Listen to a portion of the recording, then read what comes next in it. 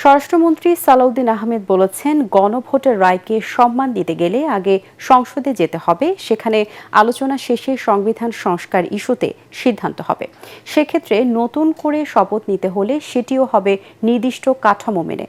তবে বাস্তবায়ন হবে ততটুকু যতটুকু রাজনৈতিক আলোচনায় ঐক্যমত হয়েছে। বিকেলে সুপ্রিম কোর্ট মিলনায়তনে বাংলাদেশ জাতীয়তাবাদী আইনজীবী ফোরামের ইফতার আলোচনা ও দোয়া মাহফিল যোগ দিয়ে এসব কথা বলেন তিনি। স্বরাষ্ট্রমন্ত্রী বলেন, জুলাই জাতীয় সনদের প্রতি শতভাগ সরকার অঙ্গীকারবদ্ধ। জানান, গণভোটের রায় কিভাবে বাস্তবায়ন হবে তা সংসদে আলোচনা হবে।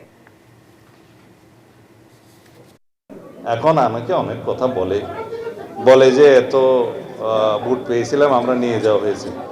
আপনারা স্বপ্নে দেখেন কিভাবে? স্বপ্ন দেখারও তো একটা সীমারেখা আছে। যেই দল মনে করে যে তার কাছে সরকার গঠন করতে পারতো, তাদেরকে হারানো হয়েছে, এই স্বপ্ন দেখাও তো না যায়। একটা হদ, একটা সীমারেখা থাকে। আসুন ভাই, সব জাতীয় সংসদের ভিতরে ঢুকে যাই, ওখানে সমস্ত বিতর্ক হবে এবং আলাপ আলোচনার মধ্যে দিয়ে যেটা জনগণ চাইবে, যেটা আইনানুগ হবে, যেটা সাংবিধানিক হবে, সেটা আমরা করব।